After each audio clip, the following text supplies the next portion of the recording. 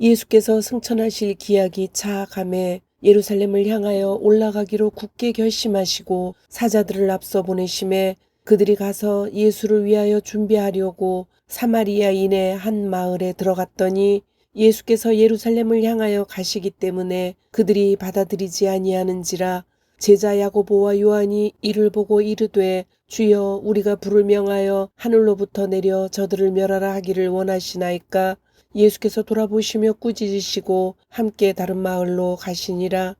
예수께서 여리고로 들어가 지나가시더라. 삭개오라 이름하는 자가 있으니 세리장이요 또한 부자라. 그가 예수께서 어떠한 사람인가 하여 보고자 하되 키가 작고 사람이 많아 할 수 없어 앞으로 달려가서 보기 위하여 돌 무화과 나무에 올라가니 이는 예수께서 그리로 지나가시게 되밀어라. 예수께서 그곳에 이르사 쳐다보시고 이르시되 삭개오야, 속히 내려오라. 내가 오늘 네 집에 유하여야 하겠다 하시니 급히 내려와 즐거워하며 영접하거늘 무사람이 보고 수군거려 이르되 저가 죄인의 집에 유하러 들어갔도다 하더라. 삭개오가 서서 주께 여짜오되 주여, 보시옵소서. 내 소유의 절반을 가난한 자들에게 주겠사오며 만일 누구의 것을 속여 빼앗은 일이 있으면 내 갑절이나 갚겠나이다. 예수께서 이르시되 오늘 구원이 이 집에 이르렀으니 이 사람도 아브라함의 자손이미로다. 인자가 온 것은 잃어버린 자를 찾아 구원하려 함이니라. 예수께서 이 말씀을 하시고 예루살렘을 향하여 앞서서 가시더라. 아멘. 저희들이 올해 초에 주인과 종 시리즈를 5월 중에 4번 했고요. 거기에 따라서 질문 묻고 답하고 시간을 가졌습니다. 그때 참 좋은 질문들이 많이 나왔습니다. 그래서 오늘부터 시작해서 8월의 5주 동안에는 그 주인과 종 시리즈에 나왔던 많은 질문들에 대해서 이렇게 다 응답 못 해드렸는데 그런 질문에 대한 대답이 발견되기를 원하고요. 좀 더 한 걸음 더 나아가는 그런 시리즈라 그럴까? 주인과 종 시리즈 2입니다. 그래서 보고자 하는 관점은 이것입니다. 전체 시리즈를 통해서 이 성경책이 있습니다. 좋은 책인 줄 알고 귀한 책인 줄 알고 다 알지만은 이 성경책은 언약이라 그랬습니다. 약속입니다. 그런데 초점은요, 어떻게 이 성경책이 나에게 적용되는지, 손에 잡고 있는데 어떻게 내 생활에 들어오는지, 그 내 생애를 잡아주는 그 관점, 그 시야, 그리고 인도, 그 두 가지 면에 이것이 어떻게 적용이 되는지 앞으로 처음 3주 동안에는 삭개오라는 인물을 가지고 보려고 합니다. 그래서 오늘은 거기 나오는 딱 한 줄입니다.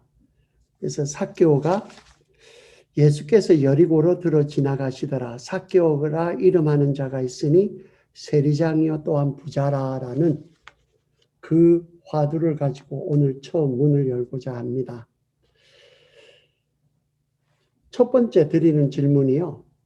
예수는 지금 어디로 가려고 최종 목적지가 어딘데 그 여리고로 들어 지나가시더라 그랬거든요. 어디로 가시려는 것인가? 거기 누가복음 9장 51절에 보시면은 예수께서 승천하실 기약이 차감해 예루살렘을 향하여 올라가기로 굳게 결심하시고 마음에 작정하시고 가는 겁니다. 그래서 사마리아를 거쳐서 예루살렘으로 올라가는 중입니다. 먼저 질문은요. 왜 예수님은 꼭 예루살렘으로 가야만 가겠다고 결심까지 하시는지, 또 그게 우리랑 무슨 상관이 있는 것인지 그것을 먼저 보려고 합니다. 물이 위에서 밑으로 흐르는 것은 우리가 몰라도 중력의 원리에 의해서 이렇게 흐르게 된다고 합니다. 마찬가지로 지금 저희들의 삶에 있어서도 성령께서 역사하시는 거가 예수님 때도 마찬가지, 지금 우리는 예수님이 이루신 것을 성령은 적용하십니다.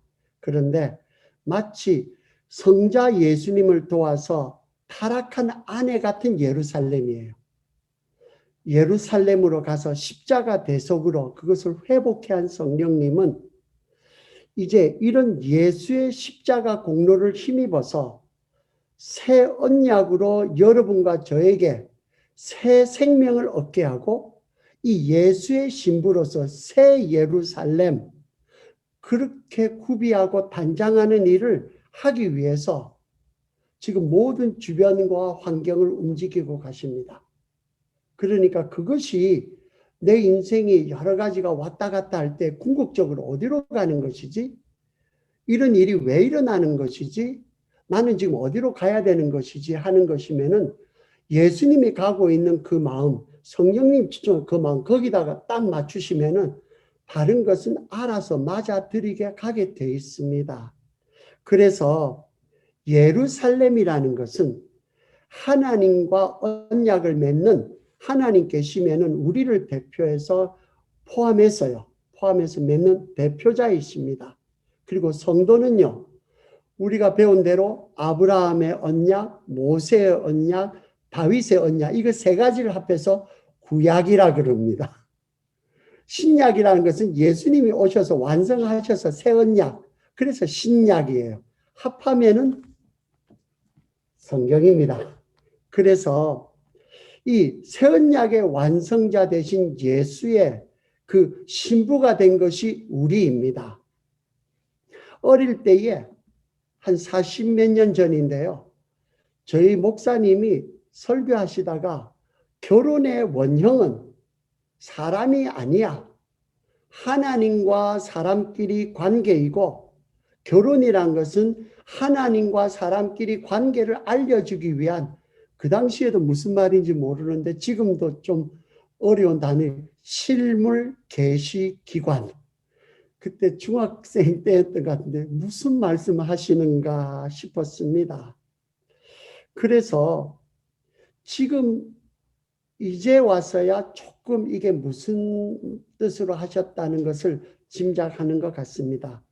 성경은요, 하나님과 우리와의 관계를 결혼 관계로 설명하는 것은 인간의 그 결혼 풍습이 있기 때문에 하나님과 성도의 관계를 설명한 것이 아닙니다.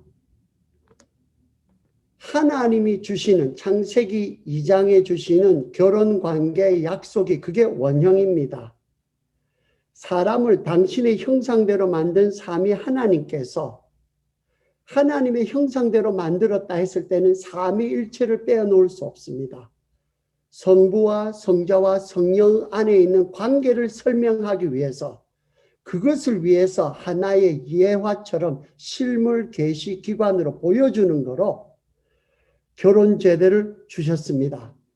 그래서 아무리 타락한 사람이라도 보면은 지정의에 하나님의 모습이 남아있듯이 아무리 부서진 결혼과 남녀 관계라도 삼위일체의 흔적이 남아 있습니다. 그래서 아픈 겁니다. 그래서 성경의 언약이 얼핏 보면은 하나님은 왕이시고 우리는 신하인 군신관계의 언약처럼 보여도요. 그 안에 있는 내면은 속은 남편이 아내에게 주는 혼인 서약입니다. 그게 속 내용이에요. 그래서 성경에 보면은 이는 너를 지으신 이가 내 남편이시라. 그의 이름은 만군의 여호와이시며 내 구속자는 이스라엘의 거룩한 이시라 하는 것이 그저 아름다운 말 갖다 붙인 것이 아니고 하나님께서는 진심을 담아서 원래 했던 약속에 대해서 이렇기 때문에 너는 내 아내이기 때문에 내가 너를 포기할 수 없고 내가 기어코 너를 회복하겠다는 하나님의 피맺힌 선언입니다. 다윗이 구약에 보시면은 다윗성을 만들고 난 다음에 언약궤를 예루살렘으로 입성하는 그것이 마치 신랑이 신부에게 들어가서 한 몸이 되는 결혼 언약의 성취를 지금 예시해 주시는 것이고요. 우리가 흔히 종려주일로 말하는 예루살렘으로 입성할 때 왜 그렇게 사람들이 환영하고 이렇게 합니까? 결혼식에 지금 입성하는 신랑이 신부인 예루살렘으로 입성하는 그 장면입니다. 그런데 이 결혼식은 신랑만 아는 결혼식이에요. 신부는 신랑인 줄도 모르고 환호만 하다가 나중에는 변심해서 사형틀로 배척합니다. 그럼에도 불구하고 예수는 자기 아내의 영광스러운 본 위치를 회복하려고 이렇게 어떻게까지 아내를 사랑하는 희생을 하는지, 세상 모든 남편들의 본이 될 정도로 에베소서에 나오는 대로 그리스도께서 교회를 사랑하시고 위하여 자신을 주신같이 하라라고 말씀하셨습니다. 그러므로요, 내가 누구냐라는 그 변하지 않는 나의 본질, 그 정체성은요, 죄와 허물로 앙상한 몰골 같은 그런 나를 보아서는 안 나옵니다. 또는 나의 모습을 보고 세상에 있는 사람들이 여론, 댓글, 평가, 점수, 인정, 거기에서 발견되는 것이 아닙니다.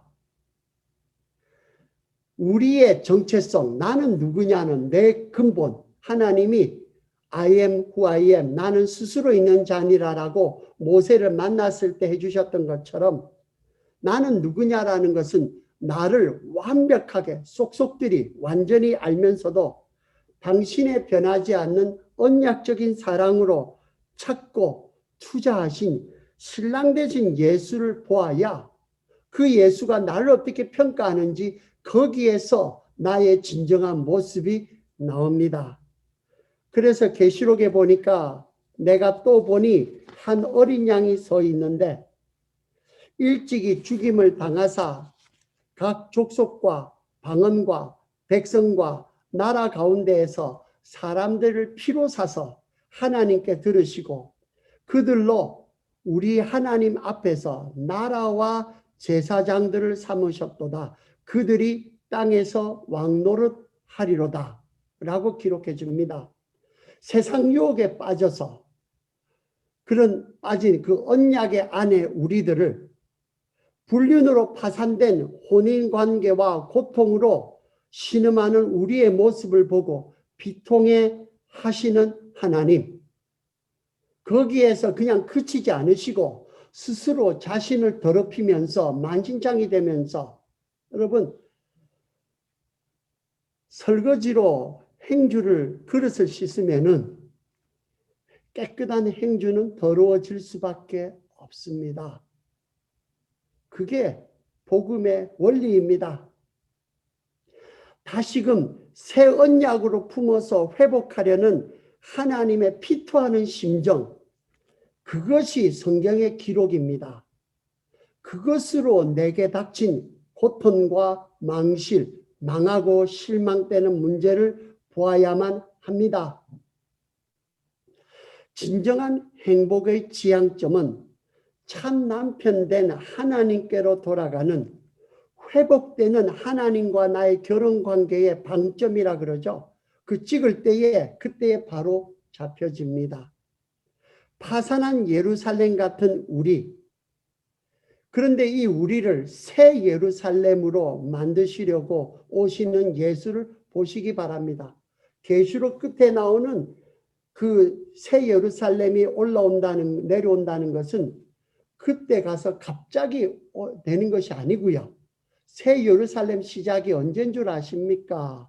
오순절 성령 강림하실 때에 그때 시작하셔가지고 재림에 오실 때까지 지금까지 계속 역사하시고 여러분과 저는 끊임없이 새 예루살렘으로 변화돼 가고 있는데 그 모습의 온전한 모습을 지금 주님께서 재림하실 때에 내가 원래 이 모습이구나라고 보게 되는, 그것을 우리가 성화해서 그리고 맨 마지막에 주님께서 글로리피케이션, 영광스러운 모습을 변화시키는 영화라고 우리 신앙 선배들은 설명을 하였습니다. 이제 두 번째, 그런데 질문입니다. 그런데 예수는요, 왜 사마리아를 꼭 통해서 가려고 합니까? 그냥 가면 안 됩니까? 요한복음도 보면 꼭 사마리아를 통해서 그 여자하고 상대해서 성경에 나오는 아주 드센 여자들 중에 대표 선수입니다. 다 유명한 여자들이 거기 다 나옵니다. 근데 왜 그렇게 하셨을까요? 그것은요, 당신의 신부되는 신부가, 우리가 버림받은, 천대받은 서자 같은 사마리아에 있기 때문입니다. 그런데 주님께서는 제자들을 데리고 가는 것은 제자들을 데리고 사는 것이 아니라 제자들을 데리고 사마리아에 가서 그 복음을 전하는 그 사람들을 데리고 같이 예루살렘으로 가기 위해서 사마리아로 가시는 것입니다. 사마리아는 어떤 곳입니까? 예루살렘의 수도의 북쪽에서 30마일 정도의 50km 됩니까? 거기에 위치한 도시로서 남쪽 유다 왕조가 다윗 솔로몬 지나고 나서는 갈라져요. 거기에 반기를 들고 불리한 북이스라엘 왕조의 수도입니다. 그런데 마치 지금도 우리가 남북한이 나뉘어져서 티격태격해도 같은 그 배달의 민족 또는 배달의 민족인 것처럼 사마리아는요, 잃어버린 이스라엘 10지파를 계대하지만은 예루살렘을 중심한 유다와 베냐민 지파의 정통성을 가지는 남쪽에 비하면 자기는 적자라고 그래요. 저쪽은 서자 취급받는 그런 서로 간의 앙숙 같은 관계입니다. 대를 이어서 적대 관계로 대치해도요, 하나님의 눈 앞에서는요, 10손가락 깨물어서 안 아픈 손가락이 없다고요. 다 같은 언약의 후손들, 하나님의 아픈 손가락들입니다. 그래서 미가서 1장 3절과 5절에는 이렇게 말씀합니다. 여호와께서 그의 초소에서 나오시고 강림하사 땅의 높은 곳을 밟으실 것이라. 지금 시내산에서 오시고 다윗성이 다 산이에요.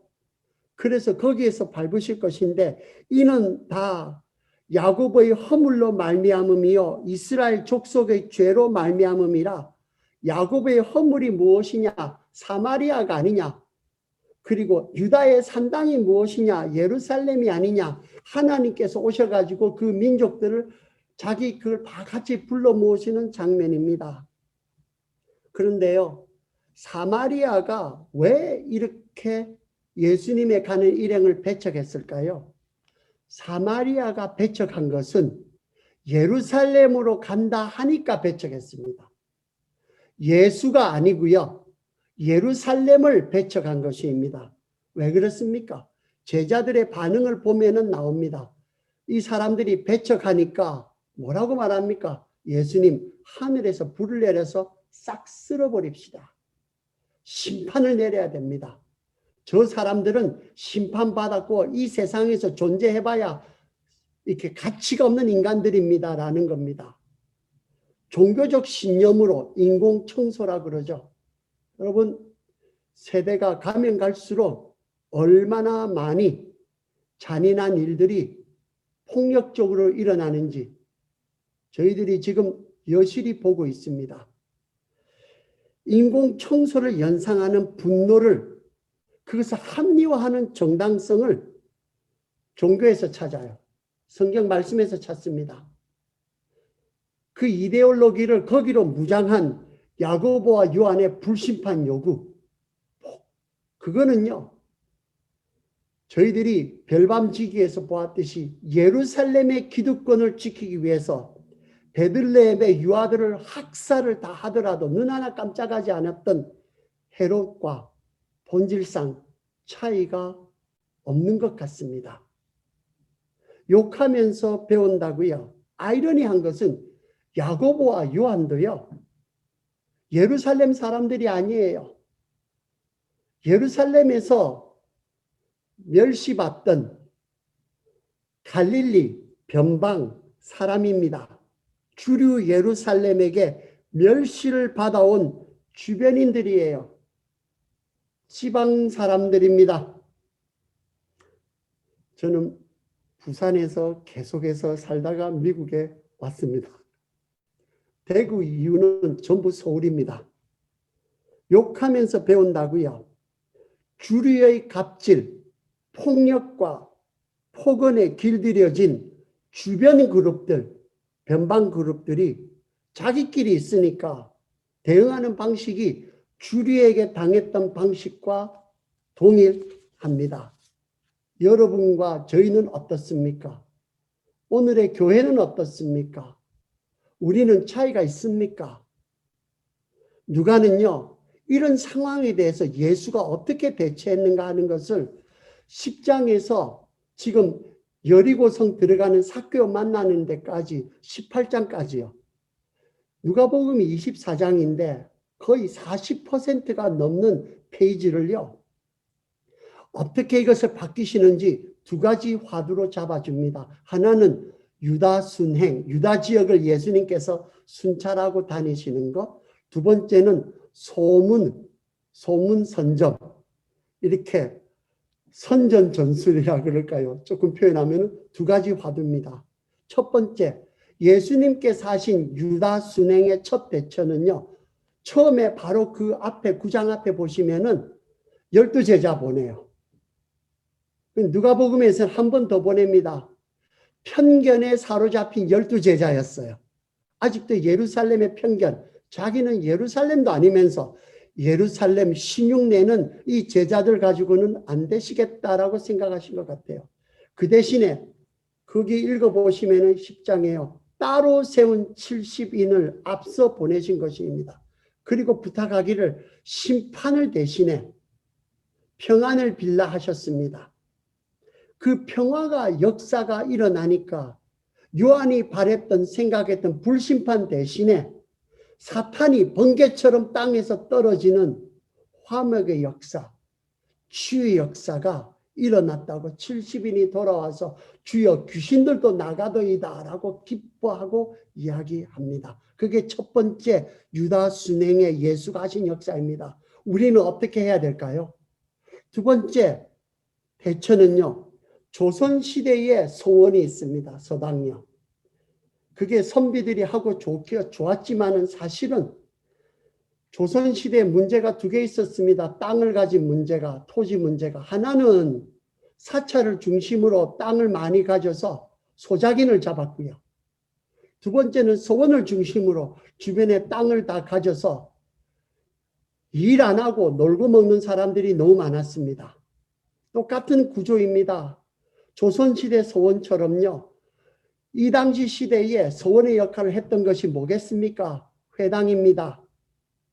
유대인에게 선민의식과 자부심의 근간, 율법과 전통, 사서삼경 가르쳤던 그것과 똑같은 그 산신을 회당에 빌붙어 가지고 득세하던 선비 같은, 저 선비 좋아합니다. 오해하지 마시고요. 그런데 역할이 그렇다는 겁니다. 타락되니까. 바리새인의 종교적인 파워 구조를 해체했습니다. 단순히 종교만 있는 것이 아니라 반드시 돈이 따라가게 돼 있어요. 그리고 난 다음에 사람을 얽은 무거운 안식일에서 해방시키시고 예수 안에 참 안식을 대안으로 주셨습니다. 세 번째 유다 순행의 세 번째 예수께서 하신 대처는 예루살렘의 상징이 뭡니까? 성전입니다. 성전은 그 안에 법궤가 있었는 언약궤, 성궤가 있어서 그렇습니다. 그런데 사람들은 그거 보이질 않아요. 밖에서는 보이니까. 그런데 이 성전에 누가 힘을 발휘합니까? 제사장 그룹요. 그래서 성전에 빌붙어서 파워를 행사하던 제사장 그룹과 그리고 궁궐을 중심한 로마라는 세속 권력에 붙어서 부와 힘을 누리던 그 사람들이 성경에 사두개인이라 그럽니다. 엘리트예요. 지식층이에요.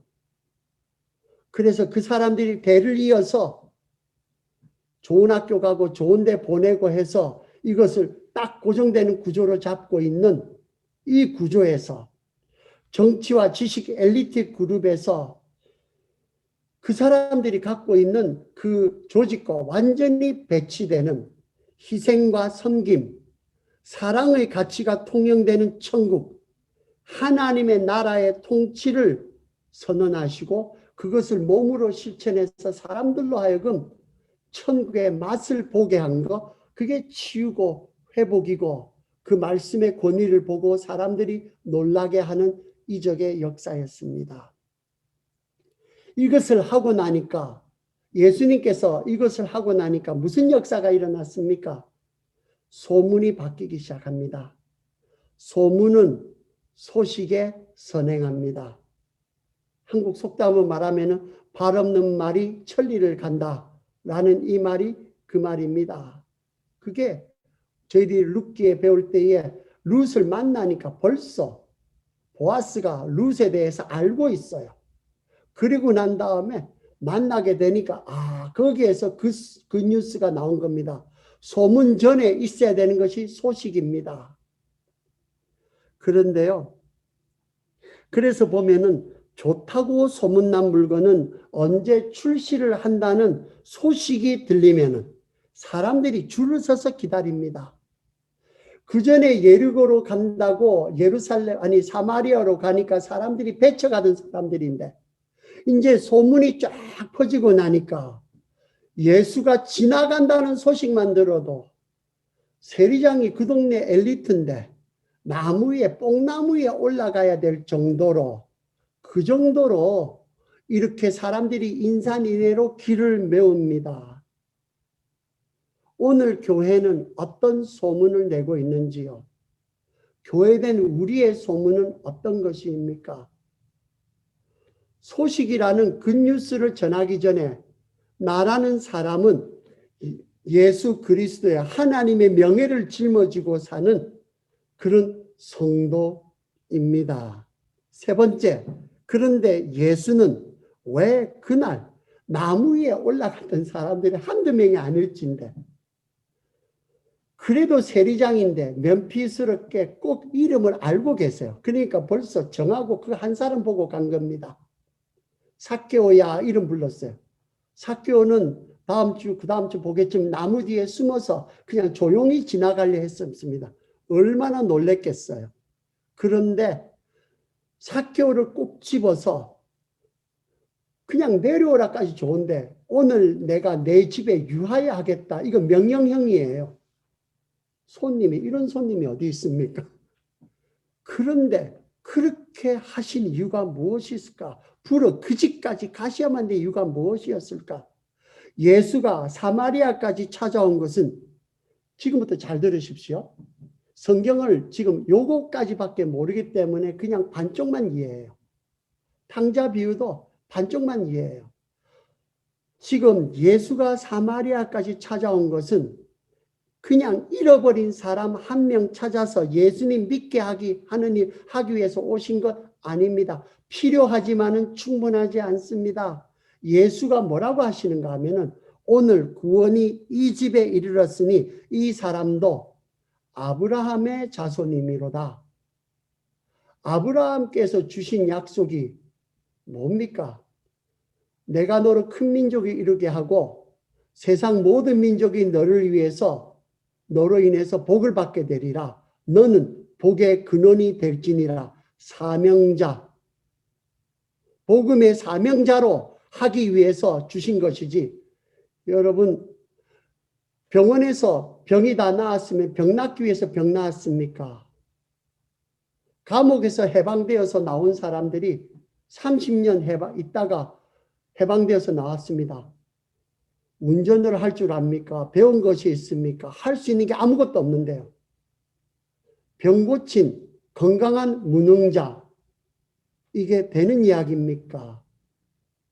오늘날 얼마나 우리는 교회 안에 건강한 혈기왕성한 무능자, 일하지 않는 일감들이 얼마나 많은지 모릅니다. 일꾼이 되지 않으면 일감입니다. 두 가지 중에 중간은 없습니다. 그래서 아브라함이 언약을 맺을 때 하나님의 눈에는 그 언약의 연대에서 같이 동참하는 언약의 후손들 삭개오까지 있었던 것입니다. 그 안에 내가 있습니다. 세상과 열방에 하나님의 복음을 전하는 하나님 나라 주수꾼을 찾으러 오셨습니다. 추수밭의 일꾼을 찾으러 오셨습니다. 백성을 찾는 이유는 하나님 나라의 추수꾼을 찾는 데 있습니다. 그래서 탕자 비유를 시작을 해보시면요. 처음에는 이 내 동생은 죽었다가 살아났으며 내가 잃었다가 얻었기로 우리가 즐거워하고 기뻐하는 것이 마땅하도다 하였습니다. 근데 거기서 끝나는 것이 아니고요. 탕자 비유에서 끝나는 것이 아니고 그리고 난 다음에 바로 이어서 보시면 예수님께서 제자들에게 말씀하시면서 청지기 비유를 말씀하십니다. 여러분, 탕자가 집에 돌아오기 위해서 집에 돌아온 것이 아닙니다. 인자가 온 것은 잃어버린 자를 찾아 구원하려 함은 시작에 불과합니다. 그 다음은 불의한 제물로 친구를 사귀라는 청지기 사명자로 세움받기 위함입니다. 그래서 청지기 비유가 바로 뒤에서 나오는 것입니다. 그래서 예수께서도 따로 70인을 세우시면서 첫 당부가 추수할 것은 많되 일꾼이 적으니 그러므로 추수하는 주인에게 청하여 추수한 일꾼들을 보내주소서 하였습니다. 예수가 이 사람도 아브라함의 자손임이로다 하고 삭개오를 주목하신 것은 하나님이 쓰시는 추수꾼은 어디서 나오는가? 잘나고 멋지고 훌륭한 사람들이 클럽처럼 모아서 하는 그 자리에서 나오는 것이 아니고요. 하나님은 건축자의 버린 돌 부서진 사람들을 가지고 쓰십니다. 그래야 하나님은 당신의 영광을 사람과 나누지 않기 때문에 그렇습니다. 주류에서 천대받던 주변에서도 또 천대받아서 여리고 성 안에서도 저 집에 들어간다니까 세상에 사마리아 여리고 사람들이 저 죄인의 집에 들어간다고 수근거리는 그 동네에서는 알아주는 아주 유명한 사람인 것이 분명합니다. 손가락질을 받는 그 사람도 하나님 나라의 타작마당에서 천국을 추수할 추수꾼이라는 혁명적 선언입니다. 여러분이 하나님 나라에 쓰이지 못한다는 핑계거리가 이 이상 더 있습니까? 여러분은 추수꾼입니까? 추수꾼이시면은요, 뭐가 보여야 되는가 하면은 자기가 추수할 타작마당이 없는데 추수꾼 없습니다. 그것은 도적꾼입니다. 여러분의 타작마당이 있습니까? 여러분의 타작마당은 어디입니까? 여러분의 타작마당은 누구입니까? 여러분은 누구를 추수했습니까? 무엇을 추수했습니까? 누구를 추수하려고 지금 수고하고 고생하십니까? 삭개오는 하나님이 찾아 세우실 추수꾼의 맛보기였습니다. 삭개오는요, 예수를 집에 영접하는 것에 머물지 않았습니다. 자기 소유를 들여서 다른 일들도 언약의 백성으로 살 수 있도록 투자하는 추수할 일꾼으로 새 예루살렘으로 출발하였습니다. 청지기 비유에서 내 불의한 재물로 친구를 사귀라는 그 실천을 지금 삭개오가 어떻게 하고 있느냐는 그것을 보여주시는 대답이 청지기 비유에 대한 대답이 삭개오의 신뢰입니다. 여러분의 신앙생활이 또 저의 신앙생활이 때로는요. 왜 처음에는 은혜 받고 좋았는데 갈수록 희미해지고 맥을 잃을까요? 반밖에 안 해서 그래요. 이런 것을 찾아가지고요. 거기서 그쳐서 그래요. 이런 것을 찾은 데서 머물러서 그런 것은 아닐까. 양떼를 찾았을 때에 드라크마 찾았을 때 그 여자가 찾아서 좋았구나 돌아오면 그것으로 끝이에요. 주위에 있는 이웃에 있는 사람들이 주변에 있는 사람들이 양 찾았는지 안 찾았는지 알 게 뭡니까? 똑같이 보이는 건데요. 근데 뭘 했는가 하면은요. 친구들과 이웃을 불러서 내 기쁨에 함께 하자는 천국의 타작마당으로 초대하는데 여기에 인색해서는 아닐까요? 예수님께서 따로 세운 70인 12 제자는 대표성이에요. 그건 우리가 안 해도 하는 거 다 훌륭한 교회들도 많고 다 있습니다. 하나님이 이 시대에 원하는 것은 각자 삶의 자리에 가서 따로 세운 70인 그 사람들을 요구하십니다. 예수는 우리를 불의한 재물로 친구를 사귀어서 자기 시간 투자해서 그냥 있으면 없어질 거, 자기 기능, 목소리, 자기 재주 그냥 있으면 썩어지고 없어질 거, 허물처럼 썩어질 것들을 요 시간에, 아까운 시간에 투자해서 천국을 확장하는 추수꾼으로 세우셨습니다. 여러분에게 맡겨주신 타작마당을 분명히 주셨습니다. 없는 사람 아무도 없습니다. 천국을 추수하는 전도인의 사명을 감당하시기를 성령의 이름으로 축원합니다. 기도하겠습니다. 주님, 잃어버렸던 저희들을 불러주셔서 감사합니다. 하나님의 자녀 삼아 주신 것 감사합니다. 아버지 하나님, 이제는 종으로 사는 것이 아니라 상속자로서 집안일을 하게 하셔서 감사합니다. 간부를 쫓아서 세상에 빠져서 만신창이로 그냥 살아가던 장녀처럼 살아가던 저희를 주께서 사랑으로 참남편 되셔서 우리를 불러주셔서 아내로 신부로 맞아주신 것 감사합니다. 저희들에게 추수꾼의 사명까지 허락해 주시니 아버지 하나님, 사랑하는 남편과 함께 나의 기업을 누릴 수 있는 아버지 하나님, 저희들의 삶에 맡겨주신 타작마당으로 루처럼 내 모든 것을 던지며 갈 수 있는 주의 백성들로 축복하여 주시옵소서. 예수님 이름으로 기도했습니다. 아멘.